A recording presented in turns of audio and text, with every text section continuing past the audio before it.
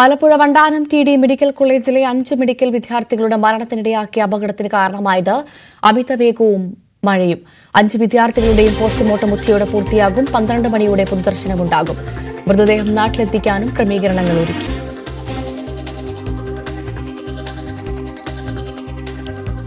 നമുക്ക് കാലാവസ്ഥ ഞാൻ ആർട്ടിയോട് സംസാരിച്ചപ്പോൾ കാലാവസ്ഥ മോശമായിരുന്നു.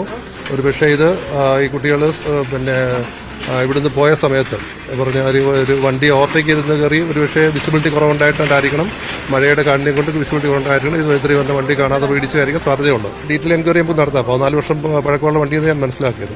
അപ്പോൾ അതിൻ്റെ ഡീറ്റെയിൽ എൻക്വയറി എൻ്റെ വാഹനത്തിൻ്റെ ഉടനെ പറ്റിയൊക്കെയുള്ള അന്വേഷണം ഞാൻ ആർട്ടിഒ എൻക്വയറി നടത്താനുള്ള ക്രമീകരണം ചെയ്തിട്ടുണ്ട്. ഡീറ്റെയിൽ എൻക്വയറി ഉണ്ടാവും, തീർച്ചയായിട്ടും ഉണ്ടാവും. 12 മണിക്ക് നമ്മുടെ മെഡിക്കൽ കോളേജിൽ തന്നെ പൊതുദർശനത്തിന് ശേഷം ബോഡികൾ അതാത് സ്ഥലങ്ങളോട് കൊണ്ടുവന്ന ക്രമീകരണം നടത്തിയിരിക്കുന്നത്. അപ്പോൾ നമുക്ക് കണ്ണൂർ സ്വദേശി മുഹമ്മദ് ജബ്ബാർ, അദ്ദേഹത്തെ ആംബുലൻസ് തന്നെ വീട്ടിൽ കൊണ്ട് എത്തിക്കാൻ ഉദ്ദേശിക്കുന്നത്.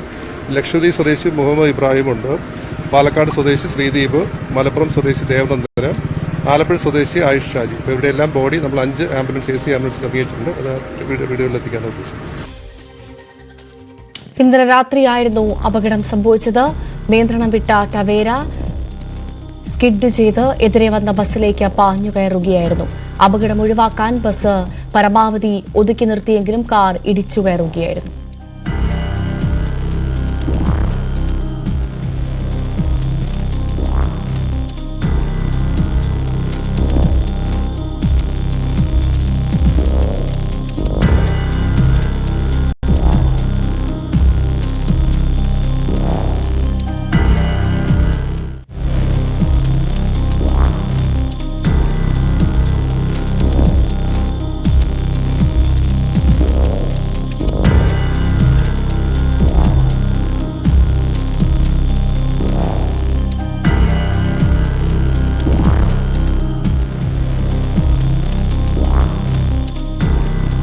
വാഹനത്തിന്റെ കാലപ്പഴക്കം, വാടകയ്ക്ക് ലഭിച്ചതെന്നിവയെ സംബന്ധിച്ച് വിശദമായ അന്വേഷണം നടത്തും.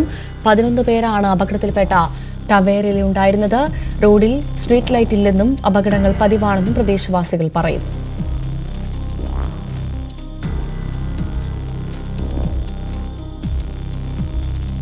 രാത്രികാലങ്ങളിൽ ഇങ്ങനെയുള്ള അപകടങ്ങളൊക്കെ ഉണ്ടാകുന്നതിന്റെ കാരണം എന്ന് പറയുന്നത് പ്രത്യേകിച്ച് മഴയും കൂടിയാണ്, ഒട്ടും ഒന്നും കാണാൻ പറ്റില്ല.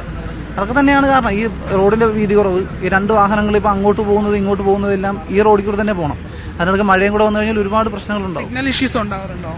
സിഗ്നൽ ഇഷ്യൂസ് എന്ന് പറഞ്ഞാൽ ചില സമയങ്ങളിൽ ഇപ്പൊ അതിനകത്ത് ഒരു വണ്ടി ഒന്ന് ബ്രേക്ക് ചെയ്യുന്ന പോലെ കാണിക്കുന്നുണ്ട് ഈ ടവേര, എന്നിട്ടാണ് ലെഫ്റ്റിലേക്ക് തിരിഞ്ഞിട്ടാണ് പിന്നെ സ്കിഡ് ചെയ്യുന്നത്. അതെ, ഇതെല്ലാം നമ്മുടെ റോഡിന് വീതിയില്ലാത്തതുകൊണ്ട് സംഭവിക്കുന്നുണ്ട്. വീതി ഉണ്ടോ ഇപ്പൊ 4 വരി പാത അല്ലെങ്കിൽ ഇച്ചിരി കൂടെ വീതിയുള്ള റോഡാണെങ്കിൽ ഒരിക്കലും ഈ ബസ്സുമായിട്ട് ഇടിക്കാൻ ഒരു ചാൻസും ഇല്ല. വീതി കുറച്ച് കൂടുതലാണെങ്കിൽ ഇങ്ങനെയുള്ള അപകടങ്ങൾ ഒഴിവാക്കി കിട്ടും. ഇവിടെ സ്ട്രീറ്റ് ലൈറ്റ് ഇല്ലല്ലേ? ഇല്ല, എല്ലായിടത്തും ഇല്ല. ചില സ്ഥലങ്ങളിലൊക്കെ ഉണ്ട്, പക്ഷെ കുറെ പോകാൻ അങ്ങോട്ടും സ്ട്രീറ്റ് ലൈറ്റ് ഇല്ല. ചേട്ടാ, ഇന്നലെ എത്ര മണിയോടെയാണ് ഈ സംഭവം? 9:45. എന്തായിരുന്നു നിങ്ങൾ എങ്ങനെ അറിഞ്ഞ അപകടം? തൊട്ട് പെട്ടെ താമസിക്കുന്നത്. അവിടെ ഒരു സൗണ്ട് കേട്ടോ ഓടി വരുന്നത്. ഓടി വരുമ്പോൾ ഇതേമാതിരി ഇരിച്ച കണ്ടീഷനാണ് കാണുന്നത്. അത്ര ഡേഞ്ചർ ആയിട്ടുള്ള ഇതായിരുന്നു. ഭയങ്കര ശബ്ദമായിരുന്നു. എന്തായിരുന്നു ആ സമയത്ത് കണ്ട കാര്യങ്ങൾ? കണ്ടത് പെട്ടെന്ന് ആക്സിഡന്റ് വണ്ടി വന്ന് കാറാണ് ഇടിക്കുന്നത്. ഞാൻ തൊട്ട് പറ്റ താമസിക്കുന്നു, വാടകയ്ക്ക് താമസിക്കുന്നു. നിങ്ങള് വീട്ടിലായിരുന്നത്? വീട്ടിലായിരുന്നു. വീട് വരെ ശബ്ദം കേട്ടു? സൗണ്ട് കേട്ട് വീണ്ടും ബാക്കിൽ തന്നെ. ആണല്ലേ? അപ്പം ചേട്ടൻ ഓടി വരുന്ന സമയത്ത് ഇവിടെ ആളുകളൊക്കെ ഉണ്ടായിരുന്നു? ആൾക്കാർ അടുത്ത് വരുന്നേ ഉള്ളൂ, സൗണ്ട് കേട്ട്. പിന്നീട് എങ്ങനെയാണ് ഇവര് പുറത്തെടുക്കുകയും മറ്റു കാര്യങ്ങൾ? പുറത്ത് ഫയർ വന്നാണ്, അല്ലാതെ എടുക്കാൻ പറ്റില്ല. എല്ലാവരും സ്പോട്ടിൽ ഒരു 2 പേര് സ്പോട്ടിൽ തന്നെ മരിച്ചിരിക്കുന്നു. ആണല്ലേ? വാഹനത്തിൽ നിന്ന് എടുക്കാൻ പറ്റാത്ത അവസ്ഥയായിരുന്നു. 1.5 മാസമായിട്ടുള്ളൂ. അവരെല്ലാരും അറിയിച്ചോ? അറിയാം. അവരൊക്കെ ന്യൂസ് കേട്ടപ്പോൾ തന്നെ അറിഞ്ഞല്ലോ, എല്ലാവർക്കും അറിഞ്ഞു, വിവരം കിട്ടി. നിങ്ങള് അവരിങ്ങോട്ട് പുറപ്പെട്ടിട്ടുണ്ടോ? അവർ ഫ്ലൈറ്റിൽ ഇങ്ങോട്ട് വരും. ഇന്നൊരു 11:30 ആകുമ്പോൾ ഫ്ലൈറ്റ് നെടുമ്പാശ്ശേരി എത്തും. ഒരു 8 മണിക്ക് തന്നെ അവർ ഹെലികോപ്റ്റർ മുഖാന്തരം അഗത്തിയിലാണ് ഫ്ലൈറ്റുള്ള. അഗത്തിയിൽ നിന്ന് ഇങ്ങോട്ട് വരും. ഉപ്പയും ഉമ്മയും വരുന്നുണ്ട്.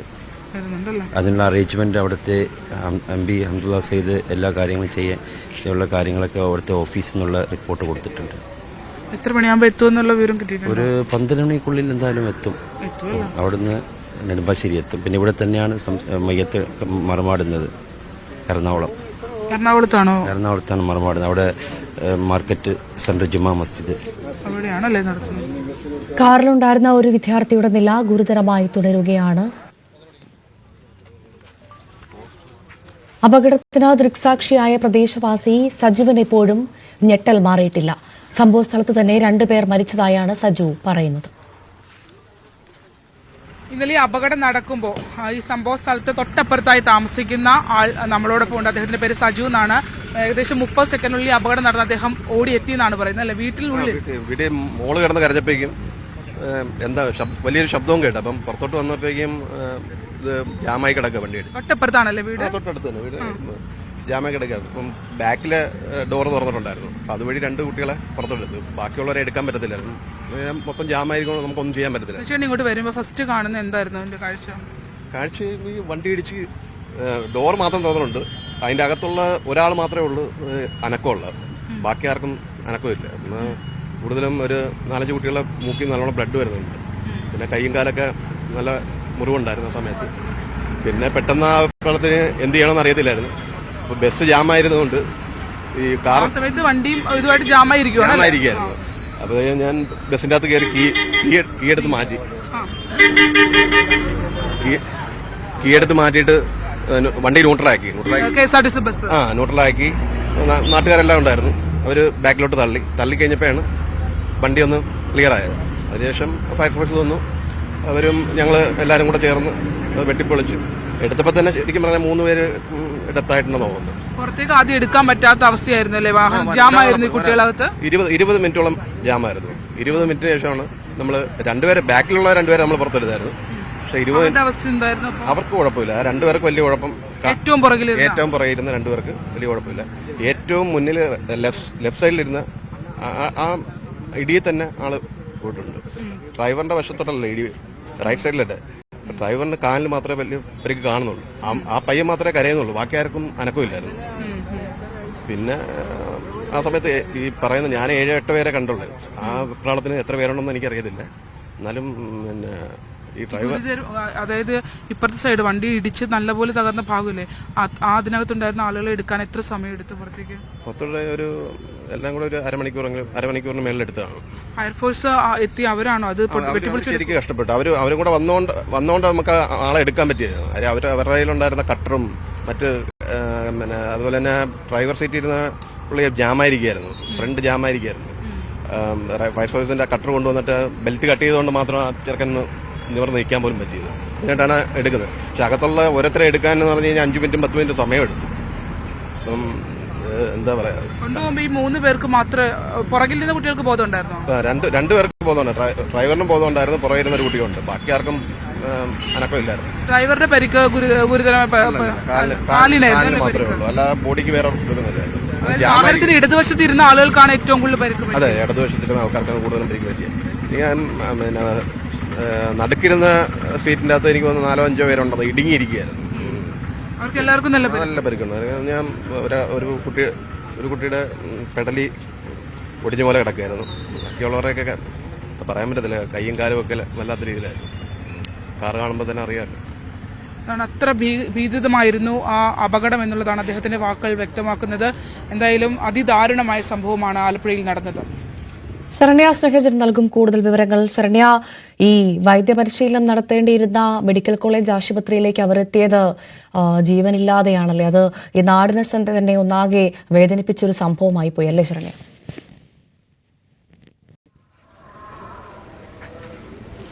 തീർച്ചയായിട്ടും ഒരു വലിയ ഒരു ദാരുണമായൊരു സംഭവം, അതീവ വേദന ഉണ്ടാക്കുന്ന ഒരു സംഭവം എന്ന് തന്നെ നമുക്ക് പറയാം.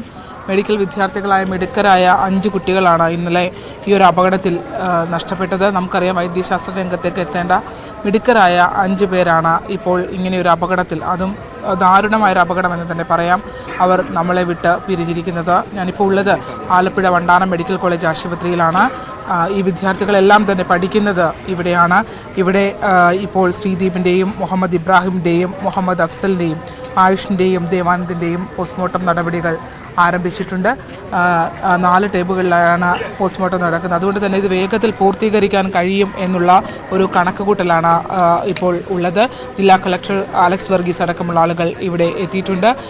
അതിരാവിലെ തന്നെ പലയിടങ്ങളിൽ നിന്നായി ബന്ധുക്കളും ഇവിടെ എത്തിയിട്ടുണ്ട്. ലക്ഷദ്വീപ് സ്വദേശിയായ വിദ്യാർത്ഥിയുടെ സംസ്കാരം ഇന്ന് ഇവിടെ ആലപ്പുഴയിൽ എറണാകുളം മാർക്കറ്റ് പള്ളിയിൽ നടക്കുമെന്നുള്ളതാണ് അവർ പറഞ്ഞിട്ടുള്ളത്. അവരവിടുന്ന് പുറപ്പെട്ടിട്ടുണ്ട്. ഉച്ചയോടുകൂടി അവരും ഇപ്പോൾ ഇവിടേക്ക് എത്തിച്ചേരും എന്നുള്ളതാണ്.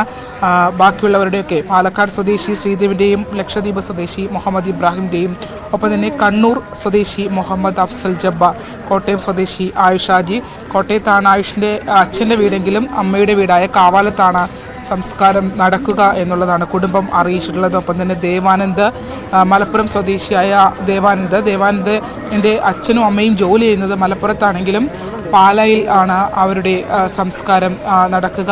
അച്ഛൻ്റെ വീട് പാലായിലാണ്. പാലയിലേക്ക് കൊണ്ടുപോകുമെന്നുള്ളതാണ് ബന്ധുക്കൾ പറയുന്നത്. നമ്മളിപ്പോൾ ഇവിടെ അവരോടൊപ്പം ഉണ്ടായിരുന്ന, അതായത് ഈ 11 വിദ്യാർത്ഥികൾ സഞ്ചരിച്ച വാഹനത്തിന് പിന്നാലെ തന്നെ 2 കുട്ടികൾ ഇരുചക്ര വാഹനത്തിലും ഇവരെ പിന്തുടർന്നിരുന്നു. അതായത് ഇന്നലെ ഇവർക്ക് അനാട്ടമി എക്സാം ആയിരുന്നു. അനാട്ടമി എക്സാം കഴിഞ്ഞതിന് ശേഷം അവർ ആ ഒരു പരീക്ഷയൊക്കെ കഴിഞ്ഞതിൻ്റെ ഒരു ഇതിലാണ് അവർ ഇന്നലെ രാത്രി സിനിമയ്ക്ക് പുറപ്പെട്ടത്. കുറേ ദിവസമായി ഞാൻ അവരോട് സംസാരിക്കുമായിരുന്നു. കുറേ ദിവസമായി ആ ഒരു പഠനത്തിൻ്റെ ക്ഷീണമാണ്. അത് കഴിഞ്ഞ് ഒന്ന് സിനിമയ്ക്ക് പോയതാണ്, ഒരു റിലാക്സേഷന് വേണ്ടി ഞങ്ങൾ പോയതാണ് എന്നാണ് അവർ പറഞ്ഞത്. പക്ഷേ പുറകെ വന്ന വിദ്യാർത്ഥികൾക്ക് പോലും ഈ ഒരു വാഹനം അപകടത്തിൽപ്പെട്ടു എന്ന് പറഞ്ഞു. ഇരുചക്ര വാഹനത്തിലുള്ളവർ ചെന്ന് ഈ വാഹനം പരിശോധിച്ചെങ്കിലും അവർക്ക് തിരിച്ചറിയാൻ പോലും കഴിഞ്ഞിരുന്നില്ല എന്നുള്ളതാണ് ആ വിദ്യാർത്ഥികൾ ഇപ്പോൾ നമ്മളോട് കണ്ണീരോടെ പറയുന്നത്. എന്തായാലും മാധ്യമങ്ങൾക്ക് മുന്നിലേക്ക് പ്രതികരിക്കാൻ വരാൻ കഴിയാത്തൊരവസ്ഥയാണ്. അവർ അങ്ങനെ ഒരു ട്രോമയിലാണ് ഇപ്പോൾ കടന്നുപോയിക്കൊണ്ടിരിക്കുന്നത്. 3 അപകടത്തിൽ പെട്ട് മരിച്ച 3 വിദ്യാർത്ഥികളുടെ അമ്മമാർ ഇവിടെ ആശുപത്രിയിൽ ഉണ്ട് എന്നുള്ളതാണ്. ഇതിൽ തന്നെ അപകടം സംഭവിച്ച ഇതിൽ ഏറ്റവും അത്ഭുതകരമായി രക്ഷപ്പെട്ടത് ഷെയ്നാണ്. ഷെയ്ൻ ഡെൻസ്റ്റൺ ആണ് രക്ഷപ്പെട്ടത്. ഷെയ്ൻ ആരോടൊന്നും സംസാരിക്കുന്നില്ല എന്നുള്ളതാണ് അവൻ്റെ സഹപാഠികൾ പറഞ്ഞത്. വളരെ ഒരു മാനസികമായി വലിയ ബുദ്ധിമുട്ട് അനുഭവിക്കുന്ന രീതിയിൽ ഒരു ട്രോമയിലാണ് ഷെയ്ൻ ഉള്ളത് എന്നുള്ളതും ഇപ്പോൾ അവൻ്റെ സഹപാഠികൾ നമ്മളോട് വ്യക്തമാക്കുന്നു. അവർ പഠിച്ച കോളേജ് അങ്കണത്തിൽ അല്പസമയത്തിനകം തന്നെ അവർക്ക് അന്ത്യയാത്ര നൽകുന്നതിന് വേണ്ടിയുള്ള ക്രമീകരണങ്ങൾ ഇപ്പോൾ തയ്യാറായിക്കൊണ്ടിരിക്കുകയാണ്. നമ്മളിപ്പോൾ ഇത് മോർച്ചറിയാണ്. തൊട്ടപ്പുറത്ത് തന്നെയാണ് TD മെഡിക്കൽ കോളേജ് ഉള്ളത്. TD മെഡിക്കൽ കോളേജിൽ അതിനുവേണ്ടിയുള്ള ക്രമീകരണങ്ങൾ, പൊതുദർശനത്തിന് വേണ്ടിയുള്ള ക്രമീകരണങ്ങൾ ഒരുക്കിയിട്ടുണ്ട്. 12 മണിയോടുകൂടി ഈ മൃതദേഹം ഇപ്പോൾ പോസ്റ്റ്മോർട്ടം നടത്തി പൂർത്തീകരിക്കുമെന്നാണ് ഫോറൻസിക് വിഭാഗം HOD ഡോക്ടർ ഷാരിയുടെ നേതൃത്വത്തിലുള്ള സംഘമാണ് പോസ്റ്റ്മോർട്ടം നടപടികൾ ഇപ്പോൾ ഇവിടെ പുരോഗമിച്ചുകൊണ്ടിരിക്കുകയാണ്. ജില്ലാ കളക്ടർ അലക്സ് വർഗീസ് അടക്കമുള്ള ആളുകൾ ഇവിടെ എത്തിയിട്ടുണ്ടായിരുന്നു. മന്ത്രി P പ്രസാദ് ആശുപത്രിയിൽ എത്തിയിട്ടുണ്ട്. ഇതിൽ തന്നെ 2 കുട്ടികളുടെ നില അതീവ ഗുരുതരമായി തുടരുന്ന സാഹചര്യമുണ്ട്. ഫ്രണ്ട് സീറ്റിലുണ്ടായിരുന്ന ഗൗരി, അതായത് വാഹനം ഓടിച്ചിരുന്ന ഗൗരി ആണ് വാഹനം വാടകയ്ക്ക് എടുത്തത് എന്നുള്ളതാണ് മറ്റു കുട്ടികൾ പറഞ്ഞത്. അവരെല്ലാവരും ചേർന്ന് തന്നെയാണ് അങ്ങനെ ഒരു വാഹനം വാടകയ്ക്ക് എടുത്ത് സിനിമയ്ക്ക് പോകാൻ അനാട്ടമി എക്സാമിന് ശേഷം സിനിമയ്ക്ക് പോകാനായി തീരുമാനിച്ചിരുന്നത്. ഗൗരിയുടെ കാലിന് ഗുരുതരമായ പരിക്കുണ്ട്. ഇപ്പോൾ ഗൗരിയെ ശസ്ത്രക്രിയയ്ക്ക് വിധേയനാക്കുകയാണ് എന്നുള്ള വിവരമാണ് നമുക്ക് ലഭ്യമായിട്ടുള്ളത്. ഒപ്പം തന്നെ എടത്വ സ്വദേശി ആൽവിൻ ജോർജ്, ആൽവിൻ്റെ നിലയും ഗുരുതരമാണ്. കൊല്ലം പോരുവഴി സ്വദേശി ആനന്ദും ക്രിട്ടിക്കലായിട്ടുള്ള സിറ്റുവേഷനിലൂടെയാണ് കടന്നു പോകുന്നത് എന്നുള്ളതാണ് പറയുന്നത്. പരിക്കേറ്റവർ കൂടെ ഉണ്ടായിരുന്നത് ചേർത്തല സ്വദേശി കൃഷ്ണദേവ്, കൊല്ലം ചവറ സ്വദേശി മുഹസിൻ മുഹമ്മദ്, ഒപ്പം തന്നെ എറണാകുളം കണ്ണൻകുളങ്ങര സ്വദേശി ഗൗരി ശങ്കർ. ഗൗരിക്കും പരിക്കേറ്റിരുന്നു. ഗൗരിയാണ് ഡ്രൈവിംഗ് സീറ്റിലുണ്ടായിരുന്നത്. ഒപ്പം തന്നെ ആലപ്പുഴ എടത്വ സ്വദേശി ആൽവിൻ്റെയും നില ഗുരുതരമാണ്. ഷെയ്നാണ് ഈ അപകടത്തിൽ പിൻ സീറ്റിലിരുന്ന അത്ഭുതകരമായി ഒരു പരിക്കുകളൊന്നുമില്ലാതെ രക്ഷപ്പെട്ട, പക്ഷേ മാനസികമായി ആകെ തകർന്ന അവസ്ഥയിലാണ് ഷെയ്ൻ എന്നുള്ളതാണ് അവൻ്റെ സഹപാഠികൾ ഇപ്പോൾ വ്യക്തമാക്കുന്നത്. കുട്ടികൾ പറയുമ്പോൾ തന്നെ അവർ പേടിച്ചിട്ട് കാരണം കൂടെ ഇരുചക്ര വാഹനത്തിൽ പുറകെ ഉണ്ടായിരുന്ന വിദ്യാർത്ഥികളാണ്. അവർക്ക് പോലും സഹപ്രവർത്തകരെ കണ്ടിട്ട് തിരിച്ചറിയാൻ കഴിഞ്ഞില്ല. പിന്നീട് അവർ ഇവിടെ കാഷ്വാലിറ്റിയിലേക്ക് വെറുതെ കയറി പരിശോധിച്ചപ്പോഴാണ് തൻ്റെ സഹപാഠികളാണ് എന്നുള്ളത് അവർ തിരിച്ചറിഞ്ഞത് എന്നുള്ളതാണ് ഇപ്പോൾ അവർ കണ്ണീരോടെ നമ്മളോട് വ്യക്തമാക്കുന്നത്. ശരി. ശരണ്യ സ്നേഹജനാണ് വിവരങ്ങൾ നൽകിയത്. കളർകോട് കാറും KSRTC ബസും കൂട്ടിയിടിച്ചുണ്ടായ അപകടത്തിലാണ് 5 മെഡിക്കൽ വിദ്യാർത്ഥികളെ നമുക്ക് നഷ്ടമായത്. KSRTC സൂപ്പർഫാസ്റ്റ് ബസ്സിലേക്ക് കാർ ഇടിച്ചു കയറുകയായിരുന്നുവെന്നാണ് ദൃക്സാക്ഷികളടക്കം പറയുന്നത്. അതിന്റെ CCTV ദൃശ്യങ്ങളും നമ്മൾ കണ്ടു. കാർ വെട്ടിപ്പൊളിച്ചാണ് യുവാക്കളെ പുറത്തെടുത്തത്. KSRTC ബസിന്റെ മുൻ സീറ്റിലിരുന്ന യാത്രക്കാരിക്കും പരിക്കേറ്റിട്ടുണ്ട് എന്നാണ് മനസ്സിലാക്കുന്നത്. വൈറ്റിലിൽ നിന്ന് കായംകുളത്തേക്ക് പോയ ബസും എറണാകുളം ഭാഗത്തേക്ക് പോയ കാറുമാണ് കൂട്ടിയിടിച്ചത്. അപകടത്തിൽ കാർ പൂർണ്ണമായും തകർന്നിരുന്നു.